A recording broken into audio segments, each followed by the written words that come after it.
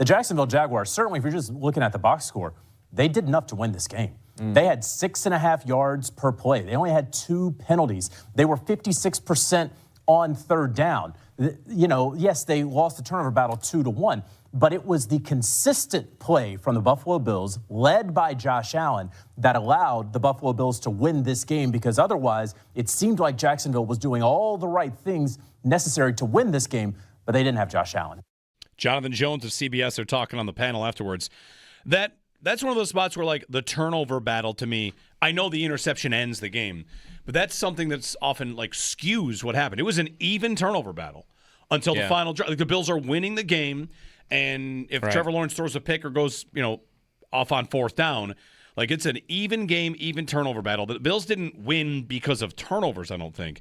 They won because they held Trevor Lawrence to 207 passing on 30 attempts. It's funny how many points were scored on the 3 turnovers between the two teams. Is it 3? 3. Yeah. Because the Jags got stopped on the turnover on downs. The Bills kicked a field goal off the Shaq Thompson, and then the game's over after Bishop. So 3 turnovers and 3 points. Like, it really didn't even really play into it. 51 points in the game. 48 points not off turnovers. Right. Like, at that point, it's the same as a punt. Because then, like, Lawrence throws it to Shaq Thompson, and you get a field goal.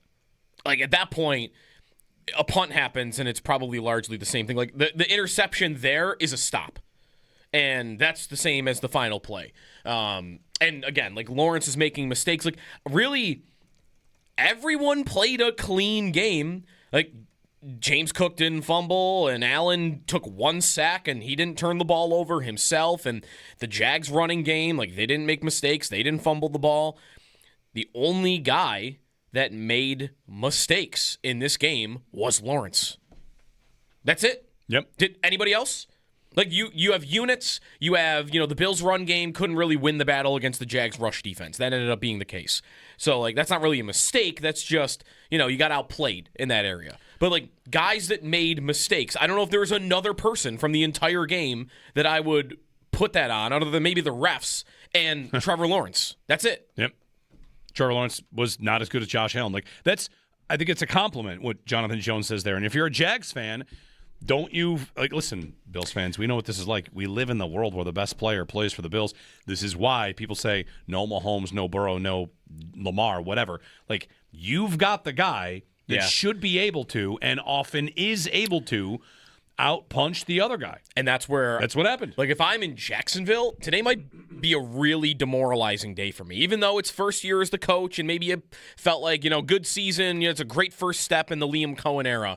I would look at that game and say, man, I stopped the number one running offense in the league. Allen got big plays on me at the end, and there's only so much I can ever do. Like, every time I play him in a big game like that, I'm probably going to, no matter how good my defense is, that's probably going to happen at least a couple of times. I need my quarterback to show up. He's got to be a little better. I ran the ball great, right? Like, I got good receivers around him. Like, I kind of did everything I needed to. I just need my guy that I'm paying $50 million a year to do 90% of what the other guy on the other side is doing. And he wasn't up to it. And that's where you get to, what do I do? What do I do? Like, then I kind of feel like, am I stuck? I thought they had some bad clock management. I thought they had some rough play calls, but whatever. The Bills deserve a lot of credit for what they did going down there, getting a win on the road, and off to Denver next. 803-0550, 1-888-550-2550. The Jaguars, of course, did beat the Broncos. I did find myself wondering, like, who would Denver be rooting for, You did lose to Jacksonville. Yeah. Do I want them to go away because but you've not seen Josh Allen, and except last year, of course. I think maybe they were in conflict on who they'd want to play, and then they saw Allen throw that pass to Cooks and went, I want to play the Jags. Can I play the Jags right now? I don't want to play that guy. I will confess to not having looked at this. Are the Bills favored? They opened up as a 1.5-point underdog.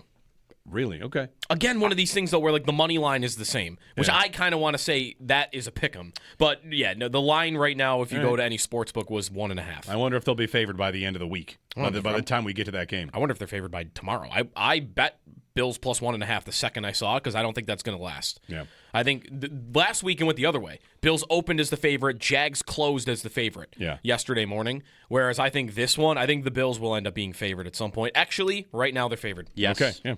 Favored. -1.5. Okay. That makes total sense. I think they should be favored. So when I thought it wouldn't last, it lasted 12 hours. Listen, this is how we're going to do it. Just like last week against Jacksonville, the Bills are favored right up until game time. Then Jacksonville gets favored, which means the Bills get to play the underdog mentality and win.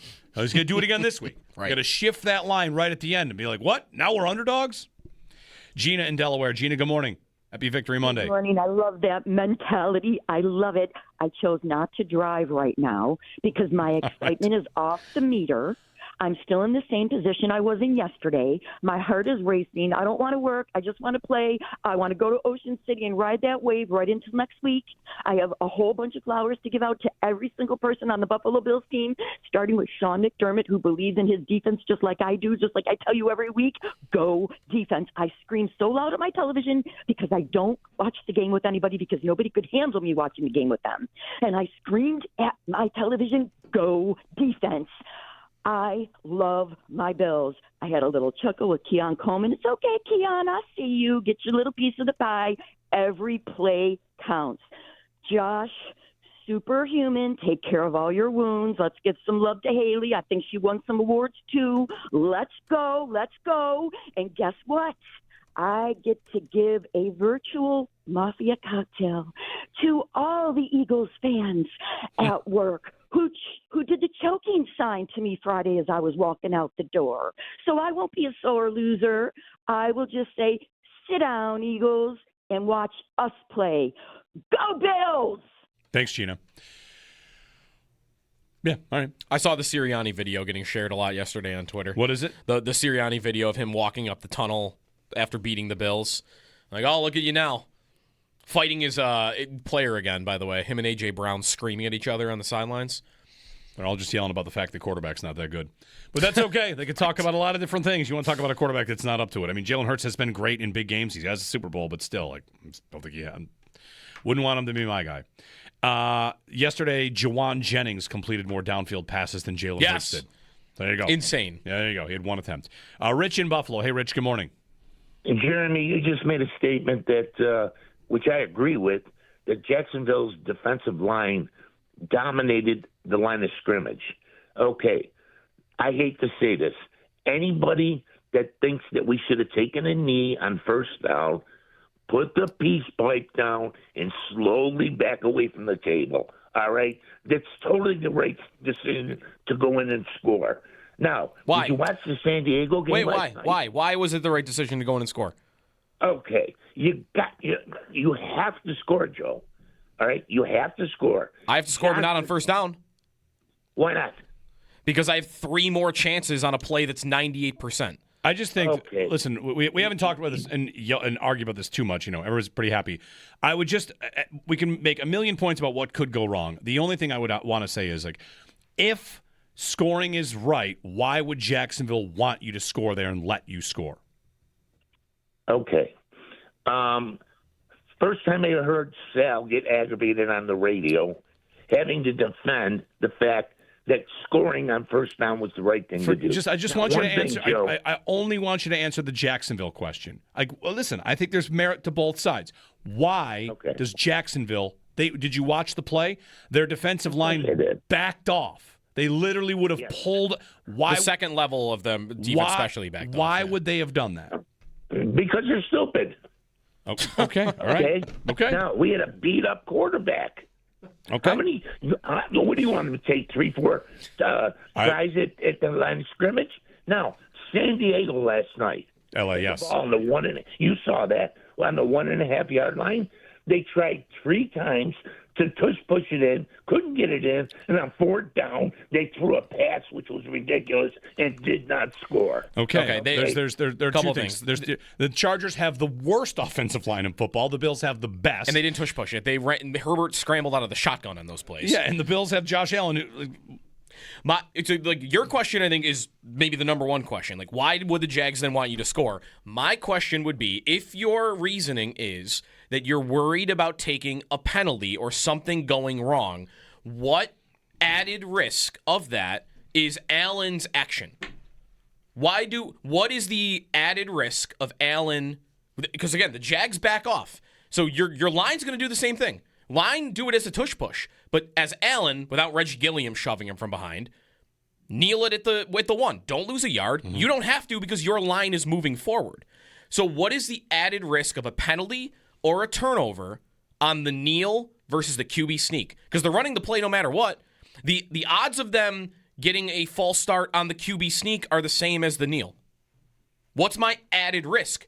To me, there is I guess the none. added risk could be 2 snaps instead of 1 snaps instead snap. of 1? Okay, 3 there you go. snaps instead of 1 snap. That Right. would be the right answer. But that is a marginal difference. Sure. It's not enough to outweigh the increased chance you have of winning the game by cutting the Jaguars' time that they'll have the ball with in half. Like, to me, it's not even close. And I actually truly believe, because one area I won't crush the Bills for not kneeling it is that's a very unique situation. And I bet it's very possible they've never thought about that situation before at all. Yeah, the other team had no timeouts. Yep. And the other kicker can hit from 70. Right. Like, that's a unique situation. We're thinking about the specific And they spot. had 30 seconds really to think about it, or did they even have 30? Yeah, the Jags used their timeout, so they would have like 30 seconds to think about it. I believe the next time something like that happens, I bet you they kneel it. And I bet you, especially if it's a quarterback on the other side like a Mahomes or someone else, like I would bet money that the next time that situation comes up, the Bills will absolutely kneel the ball on the 1 yard line and not lose a yard. I guess the way to say all this would be like, whatever. The result is they won the game. The defense made the play. If they had lost the game, we'd be having people mad at the defense, and that would be justified. I'm sure, like, if Lawrence, instead of throwing the pick, goes down and scores. Scores a touchdown? Yes. People be coming for McDermott, fire McDermott, the defense, blah, blah, blah. They did it again, Josh Allen. Well, and the Neal debate. That's what I'm saying. Yeah. What I'm saying is I would bring up, well, like, none of that had to happen. Right. You could just Give them 30 seconds. Yeah. Instead of a minute. Like, what was the game we were looking at from, like, the 90s where the Bills kicked on 1st and 10? Oh, Music City Miracle. Music City Miracle. We were talking about that the other day. Yeah. They kicked with 12 seconds left instead of like running a play and spiking and kicking with 0 seconds left. Right. Like you have, sure, are there absolutely insane scenarios that you might run? Yeah. But it is like, do you remember what they did at the end of the Ravens game in week 1? They were expert at it. It was, I'll pull it up to remember exactly what it was, but the Bills, after the Coleman play, I think the clock is running and they had to, I got to find it. They did something really smart that was a little tricky at the end of that game. Here, it was 33 seconds left and 35 seconds left. You didn't have timeouts. The Ravens had just used it, and the Bills had no timeouts. And it was 35 seconds left. Allen kneels the ball. 33 seconds left. So they line right back up, and there's another. Oh, so it was a kneel, then a timeout, and then a kneel, and then you run the field goal unit out with the clock running. Yeah. Instead of right. Right. So that's another one where it's like that's tricky and it's a little bit unique, but you got to get the clock to be your friend and not just take the points whenever you can get it. In that scenario, there's a little added risk in the fire drill field goal. Right. Run on and kick it. Right. As opposed to that's the same argument. Like, something could go wrong. Right. Something could. Right. But they went for it and they gave the Ravens 0 chance to get the ball back and do anything with it. Yep. Yeah, I mean, like, if you want to say, like, what if something went wrong? Like, that applies to a lot of things. Right. It applies to everything. The idea is, all right, what's the best course of action here? And, like, listen, if you're just tuning in, we're not sitting here talking about this the whole time. I mean, Sal was arguing his part of it. He said they brought it up on the broadcast. Eric Wood, I wasn't listening, but someone wrote in that Eric was on the idea that you should kneel, and Chris and Sal said maybe you shouldn't kneel. Yep. Like, whatever. It can be a good, fun debate in group chats today as we eventually move to Denver. But if you don't understand, like, the concept behind it, like, okay, that's fine. Don't call me like I'm smoking a peace pipe, because I think a very smart thing to do here would be to bleed this clock inside 20 seconds left and get myself 3 shots from the 1. On the previous tush push, they got 10. like if the Jags had to stop them from the back of the end zone, I'm not sure they could. That's going to be tough to top as their best tush push ever, especially if it gets banned this offseason. It's a pretty good one.